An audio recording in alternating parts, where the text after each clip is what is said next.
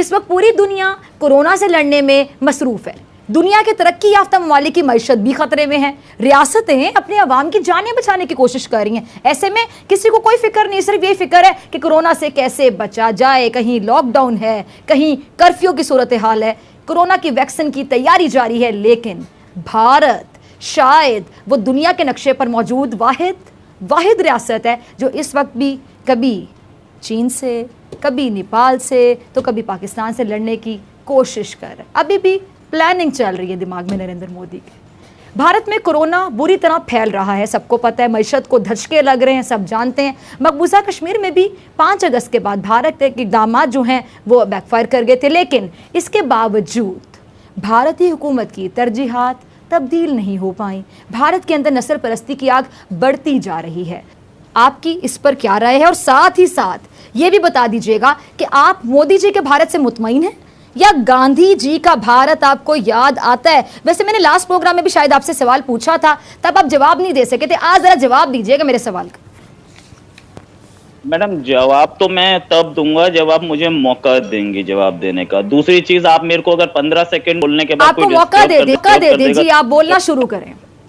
Okay, thank you ma'am. Now जो आप बता रही हैं कि लेजिस्लेशन, इससे पहले जवाब शुरू करें, मैं भी कुछ ऐड करना चाहूंगी। आप मेरे सवाल का जवाब दीजिएगा। इधर उधर की जब आप गुफ्तगू शुरू करते तो फिर मुझे भी टोकना पड़ता, कोई ना कोई जो यहाँ से मेहमान मौजूद होता है वो भी कह देता कि सवाल तो कुछ और पूछा था। जी प्लीज। या मैडम ऐसा होता है कि आपके जो पाकिस्तानी पैनलिस्ट हैं वो 10 झूठ बोलते हैं, तो उन 10 झूठ को एक एक करके काउंटर करना मेरा, क्योंकि मैं इंडिया की तरफ से बैठा हूँ और यहाँ आशुतोष सर जैसे सीनियर आदमी बैठे हैं, तो उनका फर्ज बनता है कि इंडिया में क्या रियलिटी है और वो बताई जाए। तो वो एक एक करके मैं बताता हूँ, तो आप बोलते हैं वो जो उन्होंने बोल दिया झूठ तो उसको आप पर्दाफाश ना करें, आप एक का सवाल जवाब दे दें, तो वो पॉसिबल थोड़ा सा मुश्किल है। Now you said yes, Gandhi के इंडिया और मोदी का इंडिया। मैडम गांधी का इंडिया जो है ना वही मोदी का इंडिया है।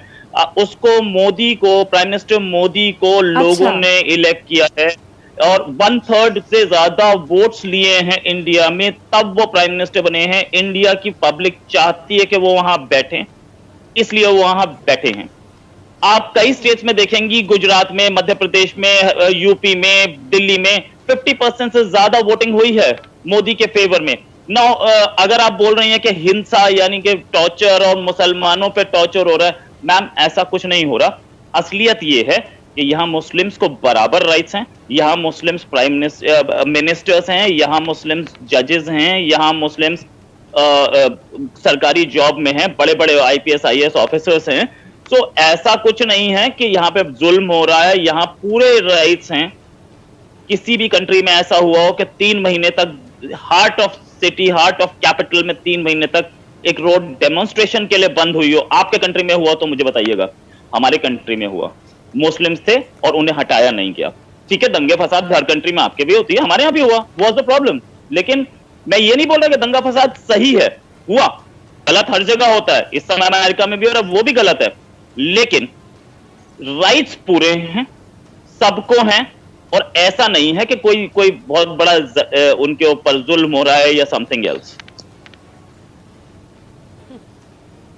अच्छा चलें जी, मलिहा आपकी तरफ आती हूँ। रोहित, मैंने आपको बिल्कुल भी इंटरप्ट नहीं किया, ठीक है? अब मैं मलिहा आपकी तरफ आती हूँ। मलिहा, आप यकीनी तौर पे रोहित की बातों का भी जवाब देना चाह रही हूँ, वो भी दीजिएगा। साथ ही मैं सवाल पूछना चाहूँगी कि सरहद की जो सूरत हाल है वो हम देखते हैं कि दिन ब दिन संगीन होती जा रही है। भारत के अंदर अगर हम सिचुएशन देखें तो वहाँ पे भी आग लगी हुई है। मोदी आग लगाने पर बाज़िद है। मुसलमान वहाँ पे सफ़र कर रहे हैं, सिख वहाँ पे सफ़र कर रहे हैं, तमाम माइनॉरिटीज़ वहाँ पे पिस रही हैं, और रोहित कह रहे हैं कि वहाँ पे ऐसा कुछ भी नहीं है। रोहित अगेन एक ऐसे भारत का नक्शा खींच रहे हैं जो मुझे तो नज़र नहीं आ रहा। अगर आपको नज़र आ रहा है तो ज़रा मुझे भी समझा दें, नाज़रीन को भी, और रोहित को भी ज़रा समझा दें अपने अल्फाज में। जी बहुत शुक्रिया Fiza, thank you very much for having me on the show. सबसे पहले तो मैं रोहित साहब को ये बताती चलूं कि ये 10 झूठ की बात की, तो देखें पाकिस्तान तो आपके झूठ को कॉल आउट करता है। पाकिस्तान तो पहले दिन से आपको कश्मीर पर भी निगोशिएशंस के लिए कहता रहा कि निगोशिएशन टेबल पर आ जाएं। आपको हर बार अमन की दावत दी पाकिस्तान ने, लेकिन ये मोदी साहब जो आप कहते हैं ना कि भारतीय चाहते हैं कि वो आए हुकूमत में और वो आ गए, ये अनफॉर्चुनेटली आपका जो बीजेपी का एक्सट्रीमिस्ट माइंडसेट है वो चाहता था कि आ जाएं। अभी भी आपकी अरुंधति रॉय जैसे लोग, राजदीप सरदेसाई जैसे लोग जो कि कॉमन मैन की आवाज़ें जो कि रीजनेबल भारतीय हैं, वो ना मोदी की आइडियोलॉजी से इत्तेफाक रखते हैं, और जितनी भी आपकी भारत में माइनॉरिटीज़ हैं, चाहे वो आप मुसलमान तो खैर माइनॉरिटीज़ में नहीं आते क्योंकि ठीक ठाक आबादी का हिस्सा हैं, इसके बावजूद जिस किस्म का बुरा सलूक आप लोग मुसलमानों के साथ मोदी की डायरेक्शंस पर उनकी हुकूमत करती है, फिर सिखों के साथ जो सलूक है, इवन दलित्स के साथ जो सलूक है, सिर्फ ब्राह्मण्स अपने आप को सेफ तस्वुर करते हैं आपके भारत में। आप भी इस बात को तस्लीम करते हैं, अब आप ना माने तो ना माने कि मोदी साहब फिर आपकी खैर नहीं कि अगर आपने सच बोल दिया उसके अगेंस्ट। इतना प्यारा जुमला बोला मलिहा आपने कि हम आपके खिलाफ नहीं है, हम इंसानियत की बात करते हैं, लेकिन नरेंद्र मोदी की जो पॉलिसीज़ हैं, जो बीजेपी गवर्नमेंट की पॉलिसीज़ है, खासतौर पर जब से नरेंद्र मोदी साहब आए हैं गवर्नमेंट में, और हम देख रहे हैं कि जिस तरह शाइनिंग इंडिया कहा जा रहा है, तो शाइनिंग इंडिया तो बर्निंग इंडिया में तब्दील हो रहा है। आशुतोष साहब आपकी तरफ आना चाहूंगी। देखिए, मुझे तो ये नहीं मालूम था कि इस चैनल पे आने के बाद मुझे भारत पाकिस्तान की लड़ाई के बारे में बात करना होगा। मैं तो सोच रहा था कि गंभीर बहस इस पे होगी। खैर, अब चूंकि मैं आपके चैनल पे हूँ, इसलिए मैं आपको आशुतोष साहब, आप जो बात करना चाहते हैं हम करिए। हम पाक भारत ताल्लुकात की भी बात करना चाहते हैं, लेकिन नरेंद्र मोदी साहब ने जो माहौल वहां पे बनाया, उसके बाद ताल्लुकात कहाँ देखते चले गए, बता दें आप। देखिए, सबसे पहले तो आप लोगों को ये समझना पड़ेगा, और ये समझना पड़ेगा कि हिंदुस्तान पिछले 70 सालों से एक डेमोक्रेटिक कंट्री है। यहाँ पे कॉन्स्टिट्यूशन के हिसाब से चीजें चलती हैं। यहाँ पे मिलिट्री कू नहीं होते हैं, और यहाँ पे कोई भी आर्मी जनरल अचानक तख्ता पलट करके हिंदुस्तान का बादशाह नहीं हो सकता, ना हिंदुस्तान का प्रधानमंत्री हो सकता है।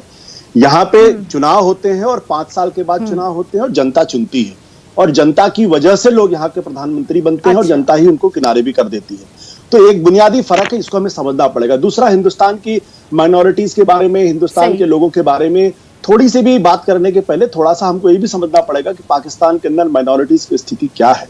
मैं आपको ले जाना चाहूंगा 1953 के पहले की स्थिति, जब वहां पे अहमदियों का क्या हाल हुआ, और उसके बाद आप लोग किस तरीके से अहमदिया और दूसरे लोगों को बिल्कुल पाकिस्तान की जो डेमोक्रेटिक पॉलिटी है वहां से उनको किस तरीके से किनारे कर दिया गया। तो हम इस सवाल में ना जाएं तो बेहतर है, क्योंकि दोनों तरफ क्योंकि दिक्कतें बहुत ज्यादा पैदा हुई। मैं एक ही बात कहना चाहता हूं कि हिंदुस्तान के अंदर जो कुछ भी हो संविधान के हिसाब से, लोकतंत्र के हिसाब से है, और हर मुल्क के अंदर उसकी अपनी दिक्कतें होती हैं, चाहे पाकिस्तान हो चाहे हिंदुस्तान हो। आज कम से कम हिंदुस्तान की जो हैसियत है पूरे अंतर्राष्ट्रीय बिरादरी में, उसका मुकाबला कम से कम पाकिस्तान से तो बिल्कुल ही नहीं है। पाकिस्तान की हैसियत पूरे दुनिया के अंदर जो है वो मैं बताना नहीं चाहता हूं, क्योंकि उसकी इमेज एक ऐसे मुल्क की है जो आतंकवाद को एक्सपोर्ट करता है, और वहां पे डेमोक्रेटिक किसने बनाया ये इमेज, गलत इमेज, जो कि बकायदा समझ आ रहा है कि आतंकवाद पाकिस्तान नहीं है, कौन है जहां पे आग लगी हुई है। आशुतोष साहब ये भी क्लियर कीजिए ना जरा साथ साथ। मैं आपकी बात को इंटरप्ट नहीं करना चाह रही, लेकिन गलत बात कर रहे हैं ना। माफ करिएगा, मैं बिल्कुल आपका जवाब मैं लूंगी ब्रिगेडियर साहब। बिल्कुल तू मैं नहीं करना चाहता आपके चैनल पे। मैं तो गंभीर बहस के लिए आपके टीवी चैनल पे आया था, और अगर तू मैं करना है तो मैं तू मैं करता भी नहीं। मैं बिल्कुल सीधी सी बात कहना चाहता हूँ कि हिंदुस्तान पर उंगली उठाने के पहले पाकिस्तान आशुतोष साहब मेरी बात सुनिए, एक मिनट यहीं पर रुक जाइए। देखिए, मैंने आपको बड़ी इज्जत से बुलाया प्रोग्राम में, मैं आपको एंड तक रिस्पेक्ट दूंगी, हमेशा रिस्पेक्ट दूंगी। ये कोई अर्नाब गोस्वामी का प्रोग्राम नहीं है, ये रिपब्लिक टीवी नहीं है कि यहाँ पे बैठ के बदतमीजी की जाएगी। हमारे यहाँ से जो मेहमान जाते हैं, अर्नाब गोस्वामी जो हाल करते हैं, यहाँ पे तू मैं वाली बात तो है ही नहीं।